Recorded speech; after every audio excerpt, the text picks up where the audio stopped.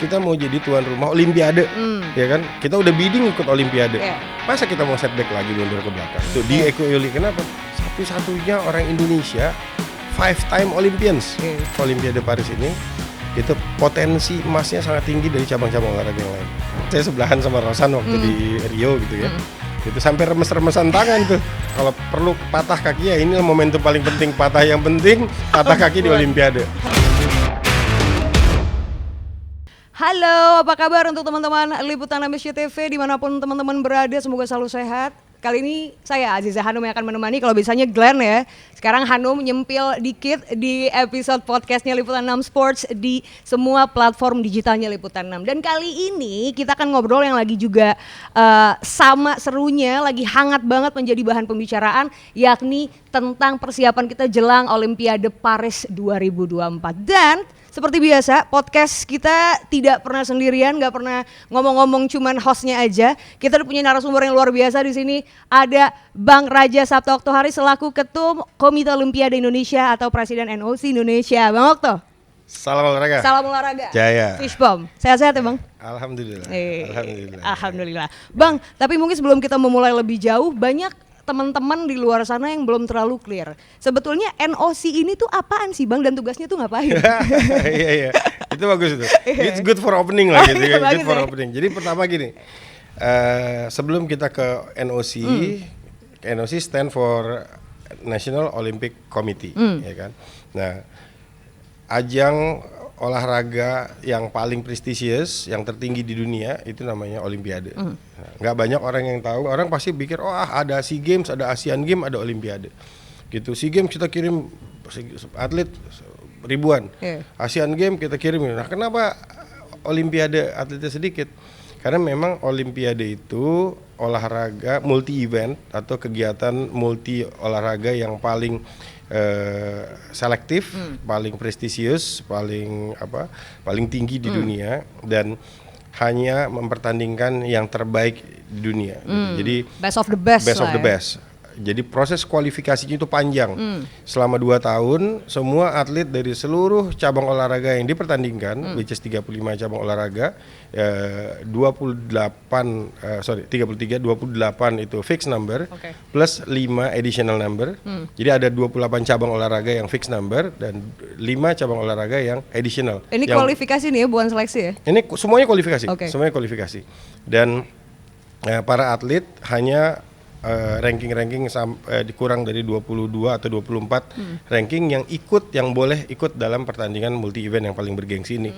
Nah, Olimpiade itu diadakan setiap 4 tahun sekali dan itu adalah refleksi. Kalau di mata kami itu adalah etalase keberhasilan sebuah negara dalam melakukan dan mendorong prestasi para atletnya. Nah, ini memang jawaban saya yang agak nggak enak nih gitu ya gitu. Karena dari situ juga cerminannya bahwa PR kita masih banyak nih di olahraga gitu.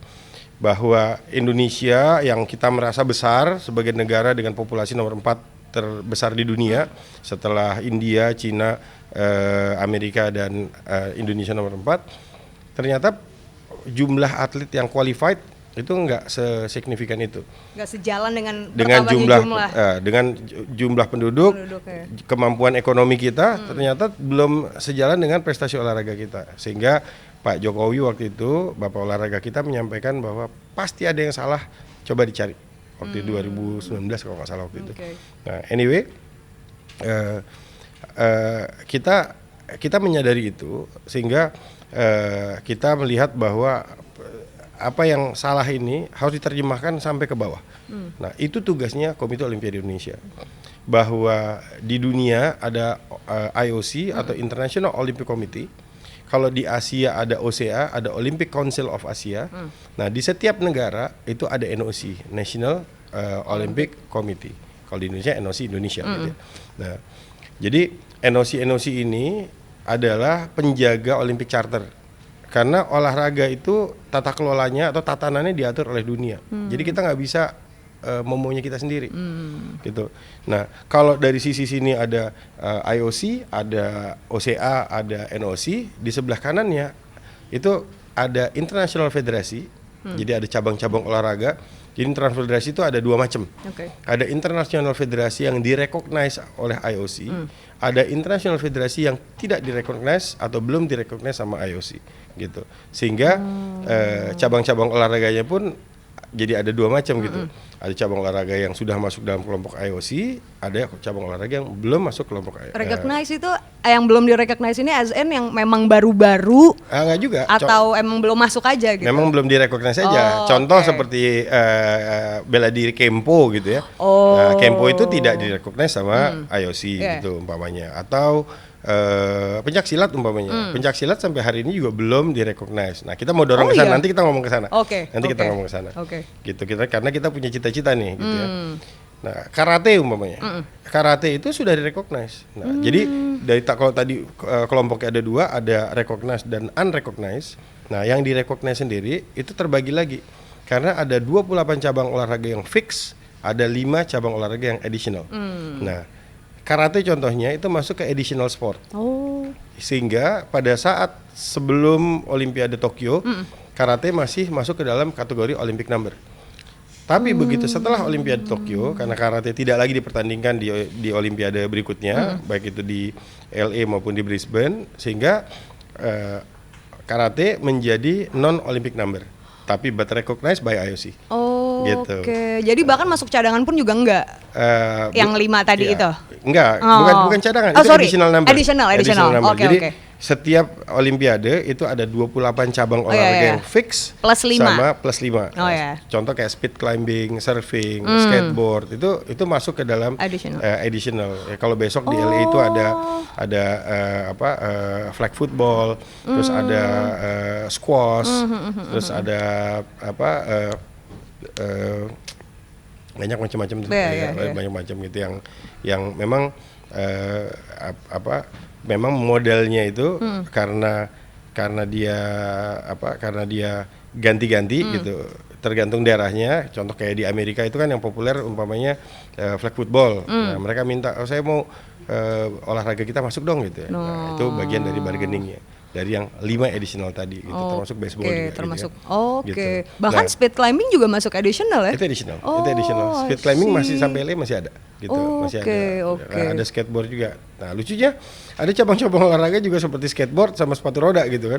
Itu kan di bawah satu organisasi di sini namanya Perserosi gitu ya. Nah, sepatu rodanya bukan Olympic number, tapi skateboardnya Olympic number sekarang gitu. Gitu. Menarik ya. Ini pengetahuan baru loh. Saya baru tahu soal ini. Tapi urusan gengsinya gimana? Itu bagian dari Olympic movement. Jadi ini semua adalah sosialisasi yang memang harus dilakukan oleh NOC. Kan tadi pertanyaannya Hanung tanya sebetulnya tugas NOC apa sih? Ngapain? Gitu. Yang pertama memastikan bahwa semua atlet dapat bertanding. Nah, ini nih tugas paling berat nih. Memastikan agar semua atlet bisa bertanding. Bahkan kalau sampai negaranya ada apa-apa aja gitu, atletnya masih tetap boleh bertanding. Contoh waktu di Tokyo, Rusia itu negaranya lagi di ban, sehingga atletnya bertanding dengan bendera ROC namanya, Russian Olympic Committee, tidak pakai bendera negara gitu. Atau ada negara-negara yang seperti Syria gitu ya, yang negaranya waktu itu betul-betul ada kendalanya yang nggak bisa dihindari gitu. Atletnya bertanding pakai bendera refugees gitu. Ini betul-betul apa refugees itu? Pengungsi. Ya pengungsi. Jadi ini betul-betul menunjukkan bahwa sport itu betul-betul harus netral. Sport itu harus bebas dari rasisme, harus bebas dari diskriminasi, dan sport itu harus bisa menjadi neutral zone. Makanya kita punya gerakan yang namanya no racism, no discrimination, keep sport as neutral zone. Ini bagian dari campaign kita. Tapi susah. Ya kita sama-sama tahu lah gagalnya U20 dan World Beach Game kemarin itu kan tantangannya kan karena banyak persepsi yang nggak bisa sejalan dengan semangat olahraga. Nah, tapi mudah-mudahan ke depan ini akan menjadi pelajaran yang baik untuk kita, karena apa, cita-cita kita masih banyak. Satu, kita udah bidding ikut Olimpiade, masa kita mau setback lagi mundur ke belakang? Itu terus yang kedua, kita lagi mau nih, kalau Olimpiade masih belum ada hilalnya gitu kan. Kita masukin Youth Olympic, kan Youth Olympic dari awal udah ditawarin dan sekarang trennya lagi ke sana nih. Buktinya U23 kemarin kan semangat U20, U17. Nah, ini Coba kita lihat ke sana nih, Youth Olympic green light-nya nih kayaknya bisa, insya Allah bisa dapat ini gitu ya. Nah, tapi Indonesia mental juga harus siap. Belum selesai sampai di situ, karena ada World Championship umpamanya. Tahun 2025 itu sudah banyak banget kegiatan. Ada World Championship gimnastik, ada World Championship ini, ada World Championship itu. Banyak banget. Ada World Championship banyak banget gitu. Cuman sekali lagi mental kita siap atau enggak? Gitu. Kalau menurut Bang Okto kita udah siap? Enggak siap lah, kemarin gagal 2 kali. Gimana caranya mau siap gitu. Nah, tapi ini kan harus didorong pelan-pelan gitu. Ada kesadaran bahwa Indonesia dari level, kalau di mata dunia, walaupun di negara kita nomor 4 terbesar di dunia, tetapi tetap aja kita 1 dari 200 negaraan kan. Nggak gitu ada bedanya. Nggak ada bedanya gitu. Bobot suara kita pun sama gitu kan, sama gitu. Nah sekarang ini harus menjadi kesadaran bersama. Ini harus menjadi kesadaran bersama kalau mau Indonesia ini bisa positioning setara dengan negara-negara yang lain gitu ya, karena kita bukan negara kecil gitu. Saya akan masuk ke Olimpiade Paris gitu ya. Olimpiade Paris ini menjadi momentum yang sangat luar biasa. Sekali lagi, Olimpiade adalah etalase gitu. Kita harus menggunakan Olimpiade sebagai etalase. Satu, dari situ akan kelihatan sebetulnya seberapa besar keseriusan cabang-cabang olahraga dalam mendorong atletnya sampai ke puncak prestasi. Bukan cuman sekedar ikutan. Kalau cuman SEA Games atau Asian Games atau bahkan PON gitu kan, itu kan olahraga partisipasi gitu, tanpa proses seleksi. Jadi semuanya aja boleh ikut gitu kan, siapa aja boleh ikut gitu. Tapi kalau sumpama Olimpiade nggak bisa, sama kayak World Championship itu nggak bisa. Itu harus ada proses kualifikasinya, sehingga para atletnya itu betul-betul harus lolos seleksi dan boleh. Ibarat kata the highest levelnya lah gitu ya. Nah, Olimpiade Paris ini menjadi momentum yang sangat menarik karena banyak banget atlet-atlet kita. Contoh seperti Eko Yuli gitu. Di Eko Yuli. Saya bilangnya gitu, di Eko Yuli. Kenapa? Satu-satunya orang Indonesia 5-time Olympians. Gitu. Bayangin 5-time Olympians gitu. Dan with medals. Bukan cuma Olympians saja. Olympians kemarin saya ketemu sama teman dari negara lain gitu ya. Dia 4 kali Olympian. Saya tanya, kamu dapat medals gak? Enggak, 4-4-nya enggak, saya ikut aja. Judulnya aja Olympian. Beda gitu. Walaupun itu juga susah. Gitu. Itu juga susah, itu enggak gampang. Being Olympian itu beda banget. Jadi jadi Olympian itu menjadi hal yang beda. Kalau buat kami di Komite Olimpiade atau di masyarakat olahraga, kalau orang sudah ikut menjadi Olympian, artinya dia sudah menang melawan jumlah negara sendiri. Jadi contoh siapa? Bernard umpamanya, Bernard van Aert, orang Indonesia pertama yang lolos kualifikasi Olimpiade dari nomor omnium, dan satu-satunya orang Indonesia, satu-satunya yang mewakili dari Asia Tenggara. Omnium tuh sepeda ya? Sepeda, track, dari velodrome. Jadi saya bilang sama Bernard, kamu rankingnya 20, ranking gendut gitu kan, dari 22 kamu ranking 20. Tapi itu artinya apa? Artinya kamu 20 terbaik dari dunia, dan yang terbaik dari Asia Tenggara. Bisa bayangin tuh, jadi cara angle-nya kita itu, kita nggak bisa ngeliat bahwa oh dia lolos Olimpiade. Tak dulu, orang kalau lolos kualifikasi Olimpiade, artinya apa? Dia sudah menang melawan seluruh di negara kita ini. Dia menjadi dutanya kita dari 270 juta orang. Nah, Bernard itu yang mewakili kita, dan ternyata dia bukan cuma dari Indonesia aja, tetapi dari Asia Tenggara, dari 700 juta populasi yang ada di Asia Tenggara, satu-satunya cuma dia. Bayangin, segitu pentingnya seorang Bernard dari kacamata olahraga balap sepeda, gitu. Sama juga seperti si Rio Waida. Surfing. Rio Waida gitu. Dia dengan kemampuan yang luar biasa, ini surfing baru 2 kali di Olimpiade, 2 kali dia lolos dan menjadi salah satu yang ditakutin. Gitu. Kenapa? Karena keajaiban Rio Waida ini gitu kan, orang yang bilang, ya saya sih seumur-umur belum pernah ngeliat orang kalau luka dikasih jeruk nipis tuh, saya belum pernah. Kemarin bicara ngobrol di podcastnya NOC gitu ya. Saya wah, masa ada orang kalau luka dikasih jeruk nipis gitu. Tapi itu yang membuat dia kuat gitu. Dan banyak banget gitu ya yang kita pelajari dari Rio Waida ini yang akan menjadi ikon benchmark sama stimulan untuk prestasi olahraga ke depan gitu. Dan potensi medali. Bang, pertanyaan selanjutnya ini masih berhubungan sama yang barusan Abang jelasin. Persiapan atlet ini kan juga bergantung sama kesiapan masing-masing federasi dari caburnya itu sendiri gitu Bang. Kalau antara NOC dan federasi ini sekarang seperti apa? Kita mitra gitu? Gitu kita mitra. Jadi saya kan berangkatnya dari cabang olahraga gitu dan ketika saya di balap sepeda, mengurus balap sepeda, untuk pertama kali balap sepeda itu qualified untuk nomor BMX gitu. Sehingga prosesnya itu kita ikutin dan kebetulan saya waktu itu chef de missionnya untuk di Olimpiade Rio 2016. Oh, berhasil. Gitu.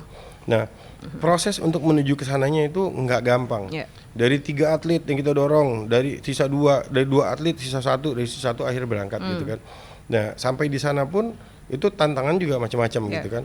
Nah, yang paling paham, saya selalu bilang kalau sama teman-teman di NOC saya ingatkan, nggak ada orang di Indonesia ini yang lebih paham tentang balap sepeda kecuali teman-teman dari PBIC. Nggak ada orang yang mengerti dan paham tentang menembak daripada teman-teman di Perbakin. Jadi kita nggak usah cawe-cawe seolah-olah jadi kita paling tahu. Enggak. Justru kita harus bermitra sama mereka. Kita nanya kira-kira kebutuhannya mereka, apa yang bisa kita support dan kita bisa maksimalkan, dan bagaimana sama-sama kita jaga supaya mereka on track. Nah, kendalanya kadang-kadang cabang-cabang olahraga ini saking semangatnya mereka lupa bahwa ada tracknya yang harus diikutin. Nah, itulah tugas dari Komite Olimpiade Indonesia gitu. Komite Indonesia itu kayak map, kayak digital map, ya kan? Kalau dari Jakarta, dari Pejaten, ya kan, mau ke Senayan gitu kan, gitu. Kalau nggak pakai map digital itu kan, dulu kita bisa muter-muter, bisa lewat Ciputat, bisa lewat mana segala macam, tapi nyampe Senayan gitu. Tapi kan lama. Nah, dengan sekarang ada roadmap yang clean, yang clear gitu, yang jelas gitu ya. Kita tahu ini shortcutnya nih. Dengan mengikuti 1, 2, 3 ini udah nyampe gitu. Nah, jadi sangat disayangkan gitu kalau ternyata masih ada cabang-cabang olahraga yang belum maksimal dalam mengejar roadmapnya menuju Olimpik, apalagi kalau dia Olympic number. Ada yang disorotin nggak sih sama NOC spesifik untuk hal ini? Ya pasti ada lah, ya pasti ada gitu. Ini PR-nya adalah memaksimalkan supaya mereka bisa kembali ke jalan yang benar. Gitu kan? Mereka back on track. Mereka bisa kembali ke jalan yang benar dan ya banyak contohnya, gitu. Selanjutnya ada yang menarik juga Bang, PBSI ini kan ngebentuk tim ad hoc ya, untuk rangkul mantan atlet, untuk persiapan atlet supaya bisa raih medali gitu di Olimpiade ini. Ini kan cara memotivasi dan juga menginspirasi para atlet-atlet muda kita supaya lebih kebus lagi gitu mental. Jangankan PBSI, kita juga membuat tim ad hoc. Saya menjadi ketua task force untuk kualifikasi Olimpiade Paris gitu. Karena kenapa kita membentuk task force itu? Karena kita mau memastikan tidak ada lagi atlet yang kehilangan kesempatan untuk mengikuti proses kualifikasi hanya karena mismanagement gitu. Ini sangat menyakitkan gitu. Karena ada yang kelewatan, ada yang salah, ada yang prosesnya nggak benar, ya pokoknya gitu-gitulah gitu. Proses administratif yang akhirnya merugikan prestasi atau kesempatan, menghilangkan kesempatan kita untuk qualified. Padahal harusnya dia deserve untuk maju karena ability-nya, karena itu jadi susah. Kami di NOC itu percaya bahwa di Indonesia ini kita nggak kalah dengan kemampuan negara lain. Kita nggak kalah dengan kemampuan negara lain. Hanya saja ya itu tadi digital mapnya masih belum dipakai, sehingga kalau mau ke Blok M ya kan jauh, muternya masih kejauhan gitu. Muternya kejauhan. Akhirnya apa yang terjadi? Habis napas belum nyampe Blok M gitu. Udah ngap duluan ya Bang. Dan kadang-kadang gini, kadang-kadang ke Blok M jalan kaki. Iya, padahal udah ada mobil atau bus gitu kan gitu. Ya habis napasnya gitu. Nah, ini yang kita mau mau memastikan bahwa semuanya bisa on track dan banyak contohnya. Bulu tangkis itu PBSI salah satu yang menjadi benchmark yang selalu kita lihat sangat positif. Karena mereka secara struktural dan secara komprehensif ya, manajerial itu mereka sudah tahu siklusnya, gitu.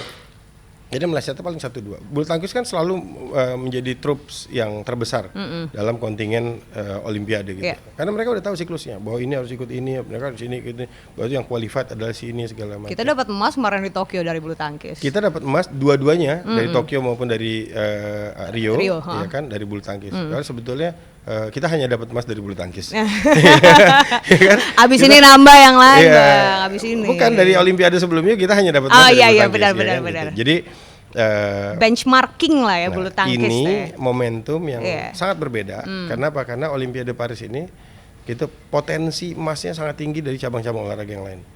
Nah, ini leverage yang terjadi di prestasi olahraga Indonesia gitu ya. Karena kayak atlet-atlet yang ikut gitu kan lebih banyak yang qualified daripada dapat wild card gitu, daripada dapat undangan gratis. Ini banyak yang qualified gitu, karena undangan gratis itu kan hanya dikasih ke negara-negara yang dianggap ya kasihanlah supaya mereka bisa berprestasi juga, berpartisipasi juga. Tapi udah susah, udah pasti nggak bisa berprestasi. Kita support, kita doain gitu ya. Nah, tapi ada cabang-cabang olahraga memang yang tantangannya tuh nggak mudah gitu. Misalnya kayak apa? Ya saya nggak bisa sebut itu karena itu sangat sensitif ya. Saya dari cabang olahraga juga. Dan sebelum kita masuk ke level itu, gitu. Contoh umpama angkat besi deh umpamanya. Angkat besi deh yang udah pasti lolos kualifikasi. Saya ambil contoh dari mereka. Mereka udah tahu atlet-atlet yang bakal lolos kualifikasi itu siapa-siapa aja yang potensinya sudah tahu. Gitu. Dan mereka juga udah tahu siapa atlet-atlet yang memang masih belum masuk di dalam ranah itu gitu. Jadi yang angkatannya masih belum sama-sama ini mereka akan paksakan. Kenapa? Mereka akan kasih waktu sampai kejar itu. Nah, ini juga berlaku untuk cabang-cabang yang lain gitu. Ada cabang-cabang olahraga yang Olympic number, tapi belum masuk dalam domainnya itu gitu. Nah, itu PR besarnya bagaimana mendorong supaya mereka bisa ke sana gitu. Yang paling penting itu kan cita-cita ya. Gitu. Goal ya, end goalnya harus clear gitu. Kalau tadi kita ngomongnya dari Pejaten sampai Blok M gitu kan. Kan yang paling parah ada orang bilang saya mau pergi kemana?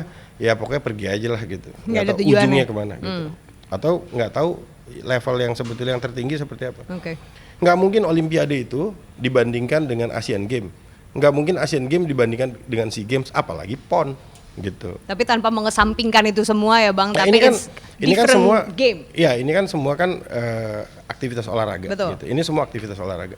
Tapi kalau mau punya cita-cita juga harus clear gitu. Saya mau punya cita-cita jadi profesor, jadi doktor, jadi master, jadi sarjana gitu.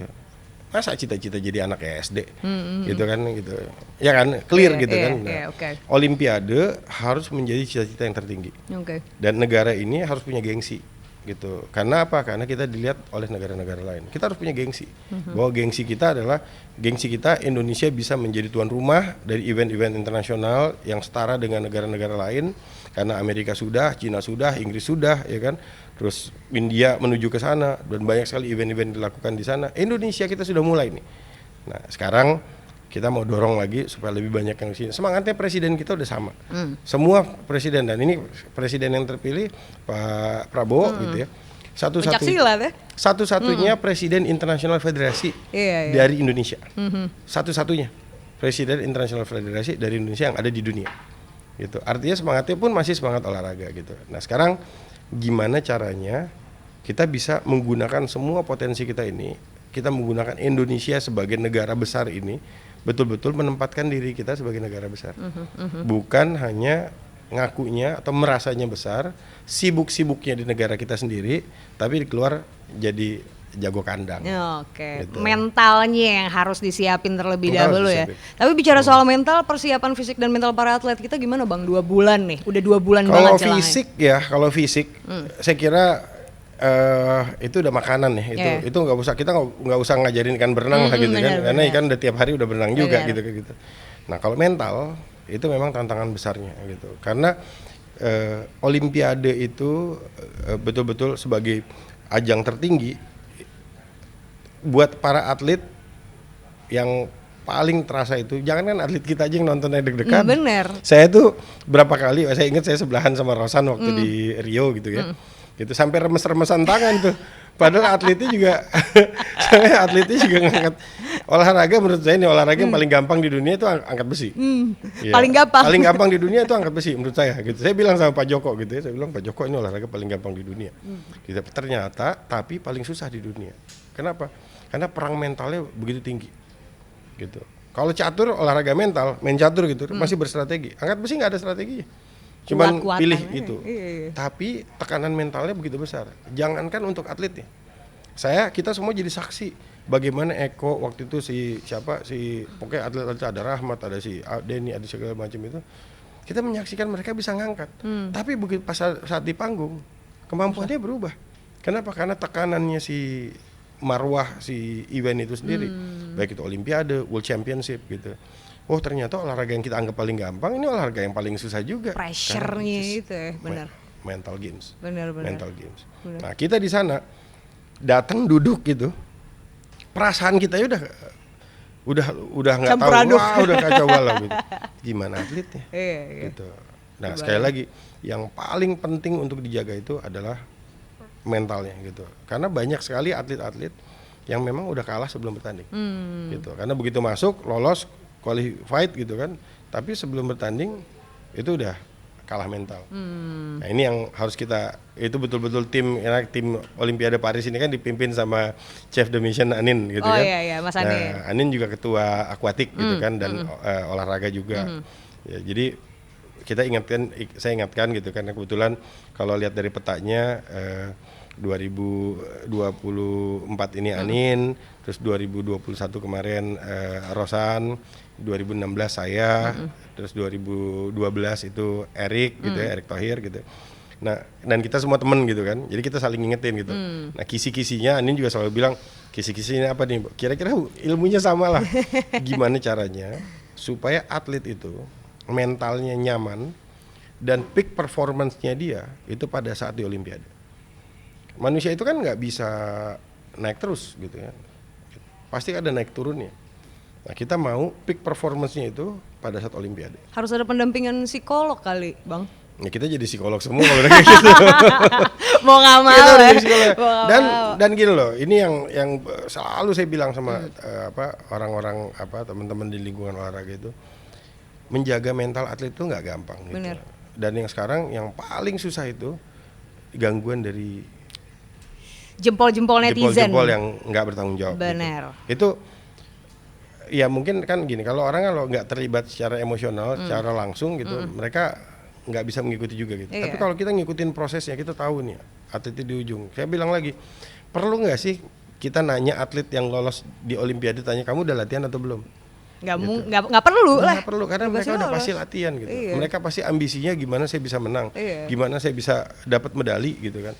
Nah, jangan ditambah lagi bebannya gitu. Justru kita harus menguatkan dia, memberikan keyakinan sama dia bahwa kamu adalah perwakilan dari kita semua, kita percaya sama kamu dan ini adalah momentum terakhir. Kalau saya ngomong sama atlet saya di balap sepeda lebih sadis lagi. Kenapa? Saya bilang kalau perlu patah kaki ya inilah momentum paling penting, patah yang penting patah kaki di Olimpiade, tapi dapat medali dan insya Allah dapat emas. Mungkin hashtag barunya NOC menjaga merah putih ini bisa membangkitkan naluri itu juga, Bang. Para jempol-jempol iseng ini mulai bisa belajar. Hashtag itu lahir karena 2016 ini kan tahun politik gitu ya. Ketika semua orang sibuk dengan warna-warna partai atau bendera-bendera partai, ketika semua orang banyak yang sibuk dengan jago-jagonya segala macam, harus ada tetap zona netral ini gitu. Nah, NOC itu memilih untuk menjaga zona netral dan memastikan bahwa Indonesia tidak diganggu, merah putih tidak diganggu. Kita udah pernah bermasalah ketika merah putih tidak boleh berkibar,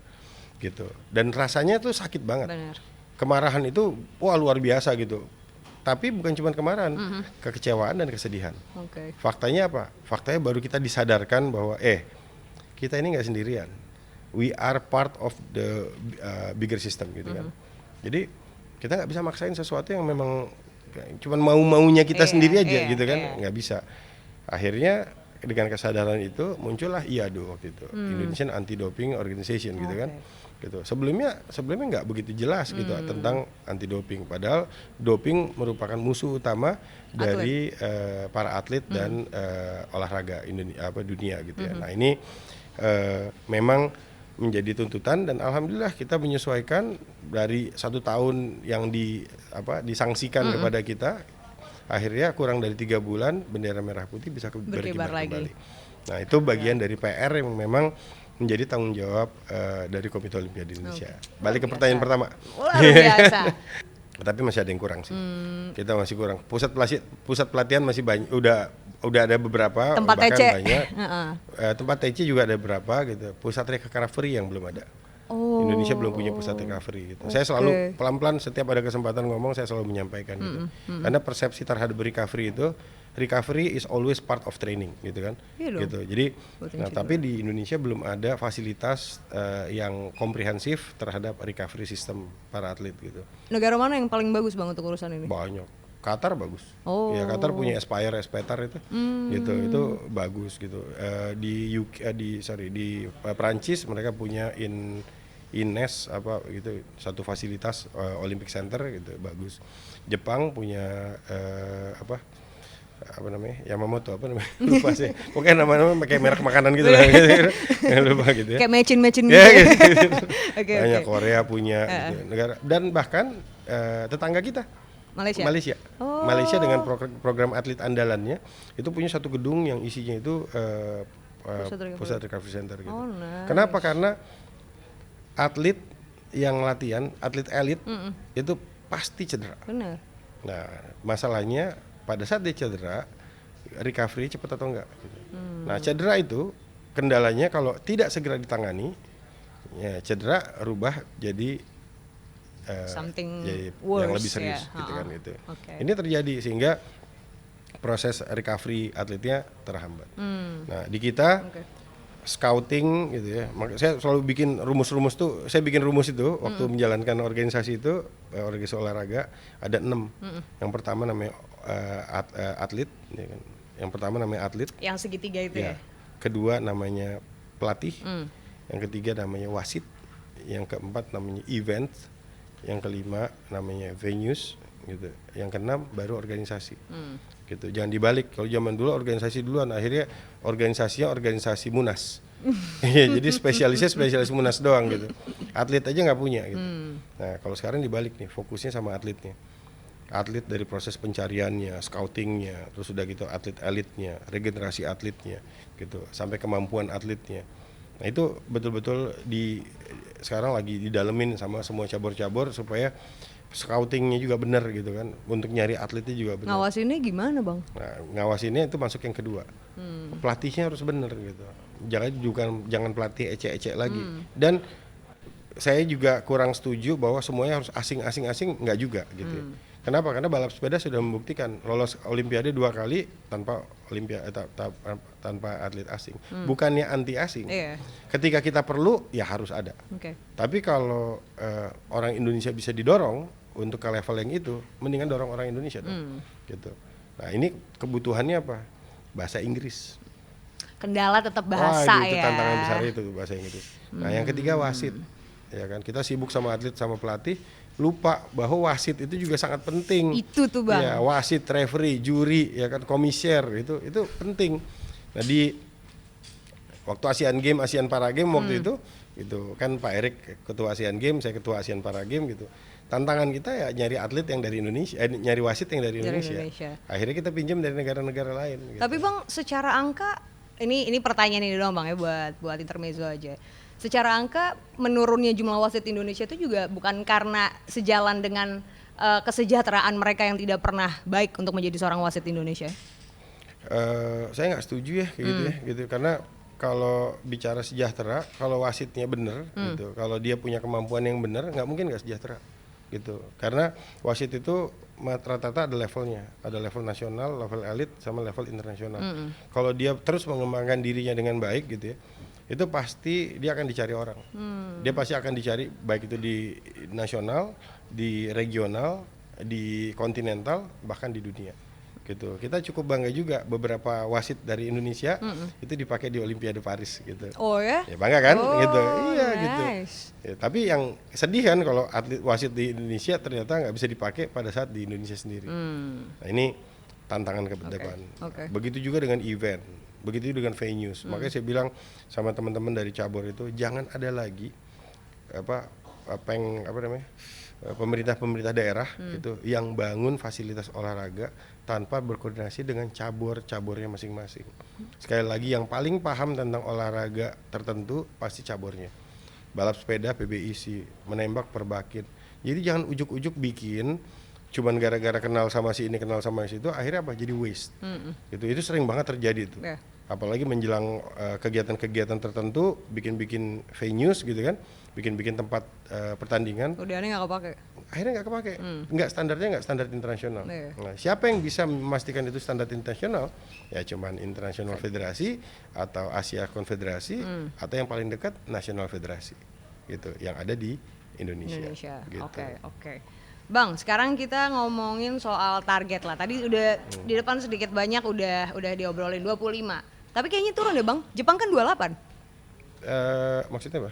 Target atlet yang lolos. Kemarin di Jepang kalau nggak salah tuh 28 kan ya Olimpiade Jepang. Kalau kita kemarin kan 50 gara-gara karena jadi nyusut ya, gitu ya. Gini loh, memang dari ya namanya juga kan target itu harapan dan cita-cita. Olahraga ini kan sangat dinamis. Bener. Ya kan? Dan kami semua dari pelaku atau pelaksana atau masyarakat olahraga, kita menghargai proses.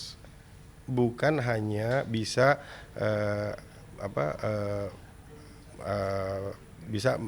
melihat hasil atau bisa mengambil keputusan terhadap hasil gitu. Yang paling penting itu prosesnya gitu. Olahraga itu tentang proses, bukan tentang hasil ya. Hasil itu buah dari proses gitu. Nah, ada masih banyak orang-orang gitu yang hanya melihat hasilnya. Lolos Olimpiade nggak bakal menang katanya. Dia nggak tahu lolos Olimpiade itu berarti udah melawan jutaan orang, bahwa lolos Olimpiade masuk ranking 20 itu berarti udah 20 paling baik di dunia, itu nggak bisa dihargai sama dia. Atau bahkan ya cuma dapat perunggu. Dia nggak tahu perunggu Olimpiade. Gitu. Kita bangga banget sama 3 Sri Kandi yang dapat perak pertama kali di Olimpiade. Kita bangga gitu kan. Gitu. Gagal lagi dapat emas. Nah ini orang-orang yang nggak bertanggung jawab seperti ini, mereka nggak paham bahwa tentang masyarakat olahraga semua itu tentang proses. Kita menghargai prosesnya. Dan ketika proses yang terjadi ada 2 kemungkinan, berhasil atau belum berhasil. Ketika belum berhasil, kita akan berupaya lagi supaya berhasil. Jadi bahasanya bukan berhasil atau gagal. Nggak ada gagal. Berhasil sama belum ya, gagal kalau pensiun aja. Gagal itu kalau dia begitu kalah langsung pensiun, nah itu gagal tuh dia gitu. Tapi kalau dia kayak Eko Yuli gitu kan, waduh itu atlet angkat besi paling berhasil yang ada di Indonesia. Eko Yuli itu. Kenapa? Karena dia berkali-kali dan 5 kali Olimpian, gila. Dan itu kalau kita ini saya ngomong aja merinding gitu. Gitu. Saya mau nyari yang gitu lagi udah nggak ada. Nyari orang yang gitu lagi karena apa? Kekuatan mentalnya itu yang luar biasa. Dan dia bilang, selama saya masih bisa berjuang untuk Indonesia, saya akan terus melakukan itu demi Indonesia. Gila nggak? Gitu. Keren. Bang, regenerasi itu juga penting, Bang. Penting. Ini apa yang disoroti sama NOC yang menjadi the biggest problem? Penduduk kita nambah terus, tapi regenerasi atlet-atlet untuk bisa maju ke ajang terbesar kayak gini itu masih cukup sulit. Gitu. Ya kurang dekat sama NOC lah. Coba deket sama NOC. Iya bener. Oh gitu ya? Iyalah. Jangan dekat sama NOC dulu ya? Deket sama NOC paling nggak gini, paling nggak yang tadi saya bilang tadi, digital mapnya itu kita kasih tahu gitu. Ngapain muter jauh-jauh? Masa dari Blok M mau ke Senayan harus lewat itu dulu, Ciputat dulu, lewat Serpong dulu, kan jauh muternya kan. Udah ada jalannya yang paling cepet gitu kan gitu. Dan scouting itu sekarang juga harus clear yang mau dicari apa. Kita contoh teman-teman dari India, saya belajar teman-teman dari India, walaupun akhirnya sekarang alhamdulillah kita bisa lewat juga dari mereka gitu. Waktu scouting itu ribuan orang yang di scouting sama mereka, cuman masalah lompat ke atas, lompat ke depan aja, diambil yang paling jauh gitu. Dan kita ngeliat fakta-faktanya, atlet-atlet kita kayak balap sepeda gitu yang dibutuhkan umpamanya VO2 max gitu ya.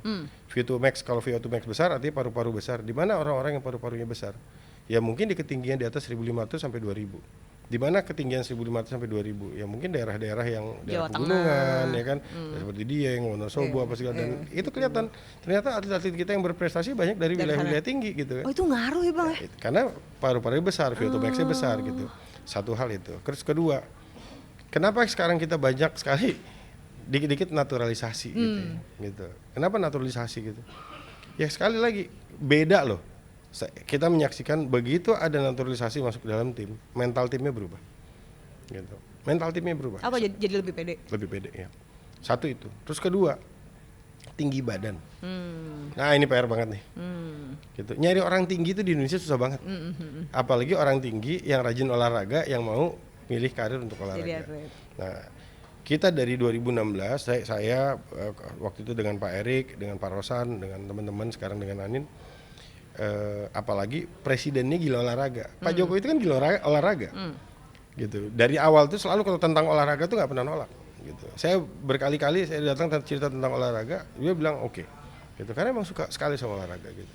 Dan ini sebetulnya cerminan dari masyarakat Indonesia. Bayangin orang Indonesia gitu, bola menang SEA Games itu kita diarak-arak. Waduh, ingat kan waktu itu kan ada gambarnya luar biasa banget. Menang SEA Games. Bener. Menang SEA Games. Gitu. Bisa dibayangin nggak kalau kita bisa menang yang ajang lebih tinggi dari itu lagi gitu. Itu bukan ini. Dan olahraga itu betul-betul spirit of the nation gitu. Betul-betul spirit of the nation nih. Kalau bangsa kita ini menang-menang terus gitu. Olimpiade waktu kita dapat emas, itu bahagianya itu kemana-mana. Dan ingat kan, satu-satunya momentum kita menyanyikan lagu Indonesia Raya, bercucuran air mata, hanya ketika atlet kita dapat emas di Olimpiade. Diri di podium 1 iya. Itu, Bang. Itu berlaku untuk semua masyarakat Indonesia. Kalau yang nggak sedih, kita pertanyakan ke Indonesia. Benar. Gitu. Kita di sana aja yang lihat secara langsung itu merasakan begitu besar, ya kan itu. Dan putranya bukan cuma kita, orang Indonesia yang ada di seluruh penjuru dunia. Begitu melihat orang Indonesia itu berdiri di podium tertinggi di dunia, itu nggak bisa ditolong. Gitu. Kebanggaan yang luar biasa. Padahal kita nyanyi lagu Indonesia setiap 17 Agustus perasaannya sama aja kan, Paling flat gitu-gitu paling kan. kepanasan doang kali matahari. Dan setiap acara kan kita mulai dengan lagu Indonesia Raya olahraga. Beda.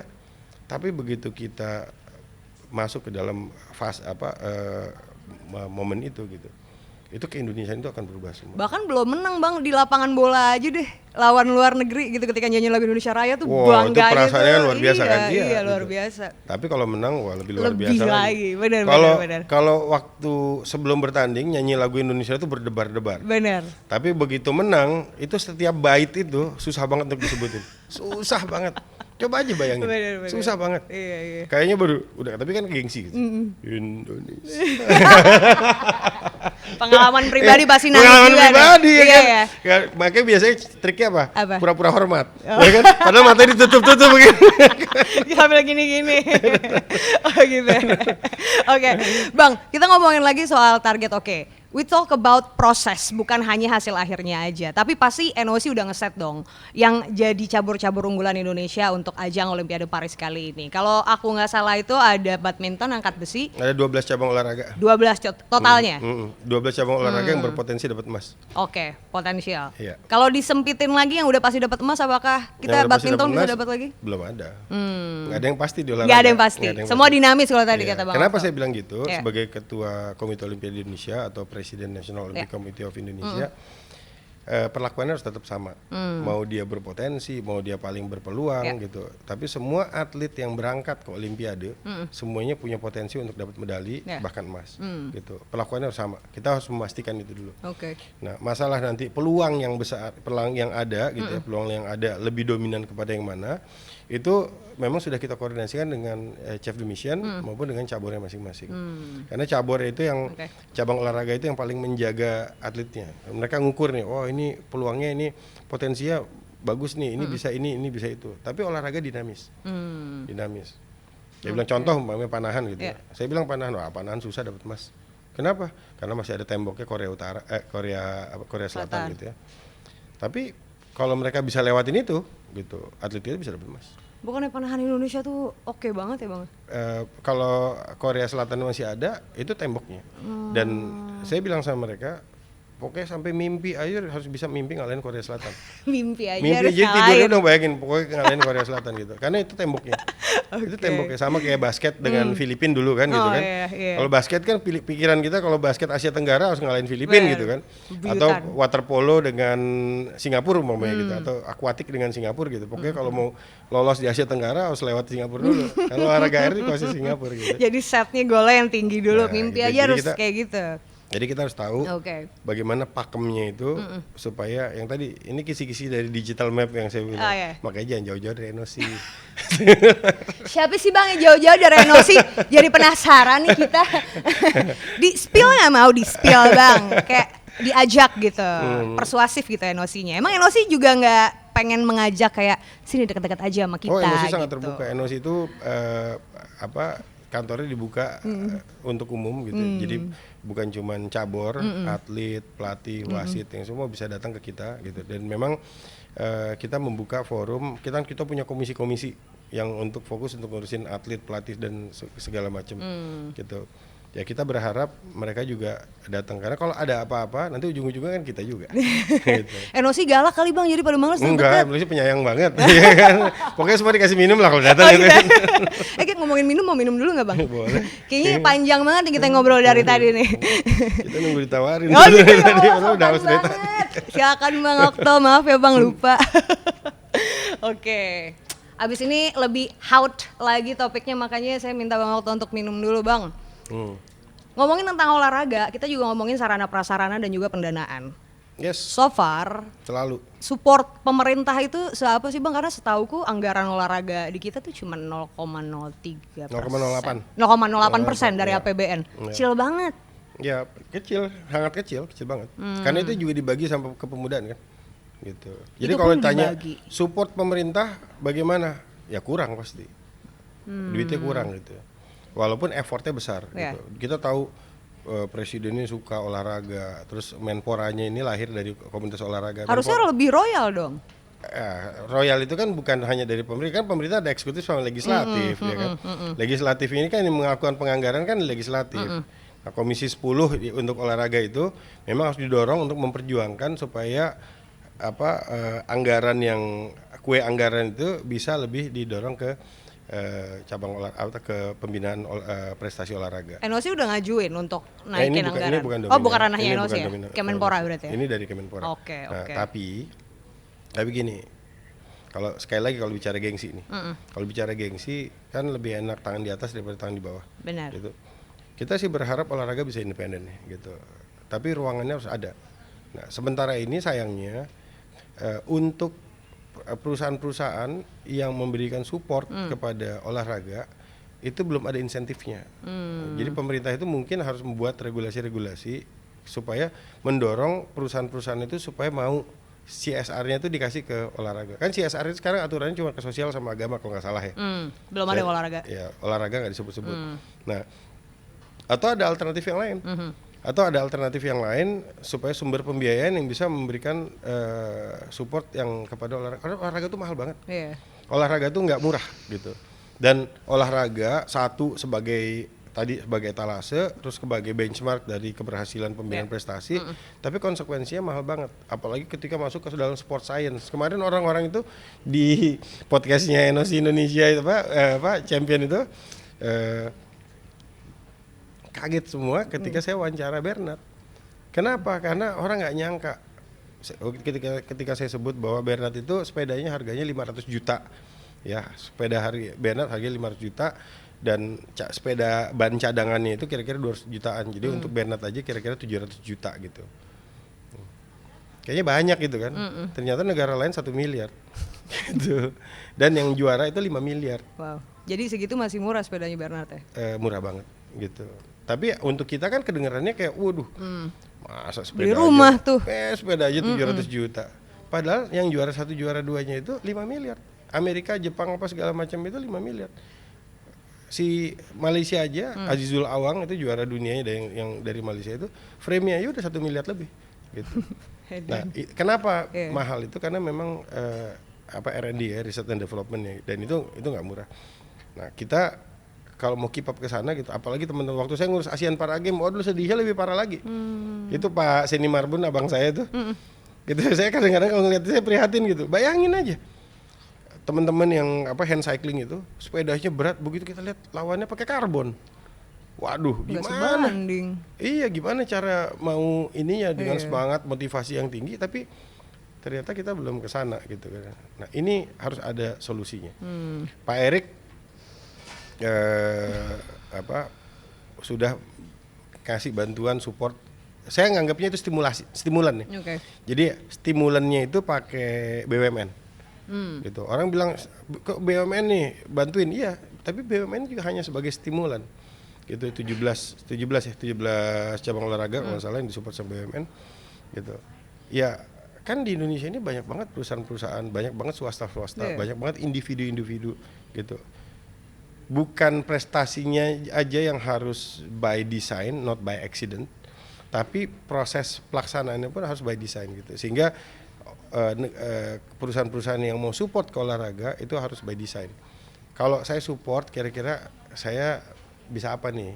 Apakah dapat insentif tax gitu kan? Apakah dapat kemudahan yang lain? Offer gitu. yang menarik lah. Yang menarik sehingga semua termotivasi untuk mendorong olahraga. Gitu. Terlepas dari kepentingan pribadinya ya. Ya kalau umpama satu kelompok ini sukanya cabang olahraga ini, satu kelompok ini suka cabang itu personal interest gitu. Tapi kalau by design nanti akhirnya semua perusahaan akan termotivasi untuk memberikan support gitu, atau dicarikan solusi yang lain supaya olahraganya kita ini bisa menjadi mandiri. Nah, ini memang tantangan ke depan yang harus dibahas sekali lagi sama semuanya gitu.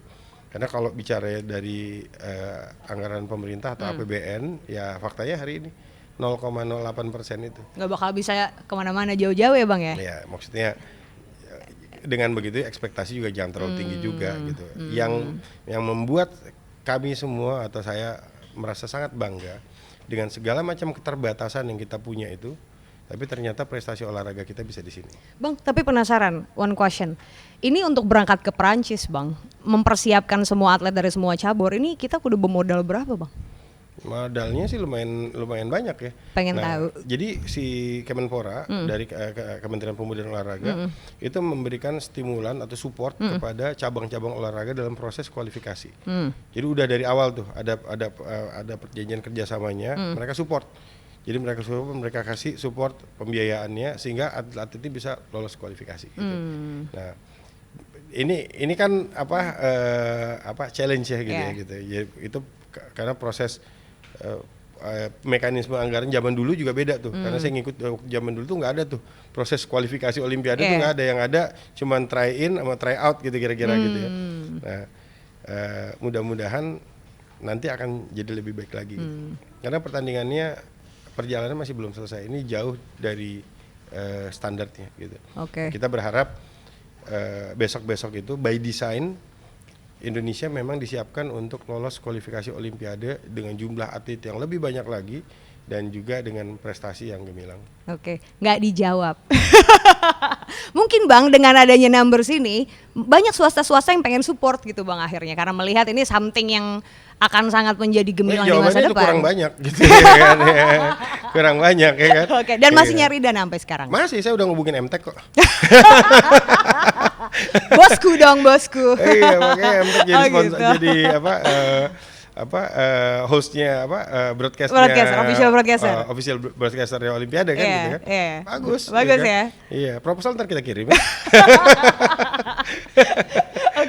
Sebelum kita mengakhiri sesi ngobrol-ngobrol pada sore hari ini Bang, kalau tadi Abang sempat mention kapan kira-kira kita potensial banget buat jadi tuan rumah Olimpiade, dan benefitnya apa sih yang dimiliki sama tuan rumah?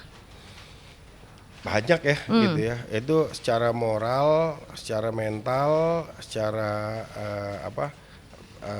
positioning itu pasti beda. Kita Indonesia jadi tuan rumah G20 aja itu betul-betul menunjukkan level kita di mana gitu. Saya aja dalam banyak sekali kesempatan ketika ketemu orang-orang itu yang teman-teman yang dari dunia internasional, jadi pergaulan internasional, bahasannya begitu ngomong G20 itu waduh, pede gitu.